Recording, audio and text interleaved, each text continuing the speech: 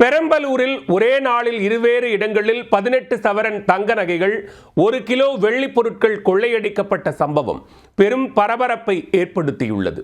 பட்ட பகலில் அரங்கேறிய பகீர் திருட்டின் பின்னணி என்ன? பூட்டி கிடக்கும் வீடுகளில் அடுத்தடுத்து அரங்கேறிய திருட்டு சம்பவங்கள்.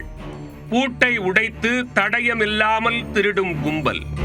பட்ட பகலில் சுவரேறி குதித்து திருட்டில் ஈடுபட்டது யார்? நடந்தது என்ன?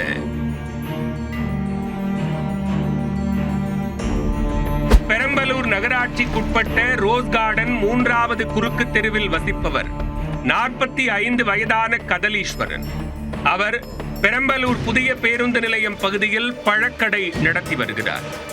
சம்பவத்தன்று குடும்பத்துடன் வெளியூருக்கு சென்றுவிட்டு வீடு திரும்பியுள்ளார். அப்போது வீட்டின் பின்பக்க கதவு உடைக்கப்பட்டு திறந்து கிடந்தது.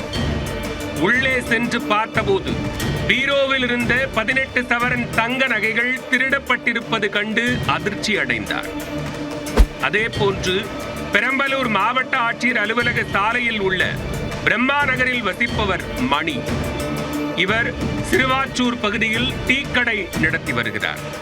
சம்பவத்தன்று இவர்கள் குடும்பத்துடன் வெளியில் சென்றுவிட்டு வீடு திரும்பிய போது வீட்டின் முன்பக்க கதவு உடைக்கப்பட்டிருந்தது. உள்ளே சென்று பார்த்தபோது கொலுசு, வளையல், குத்துவிளக்கு உள்ளிட்ட 1 கிலோ வெள்ளி பொருட்கள் கொள்ளையடிக்கப்பட்டிருந்தன. மேலும் 20,000 ரூபாய் ரொக்க பணத்தை திருடிய கொள்ளையர்கள் சிசிடிவி காட்சி ஆர்டிஸ்கையும் திருடிச் சென்றனர். இந்த 2 சம்பவங்கள் குறித்தும் பாதிக்கப்பட்டவர்கள் தனித்தனியே கொடுத்த புகாரின் பேரில் பெரம்பலூர் நகர போலீசார் வழக்கு பதிவு செய்து பட்ட பகலில் கைவரிசை காட்டிய மர்ம நபர்களை தேடி வருகின்றனர். திருடர்கள் பிடிபட்டால் மட்டுமே திருட்டின் பின்னணி குறித்தும் திருடப்பட்ட பொருட்களின் மதிப்பு குறித்தும் தெரிய வரும்.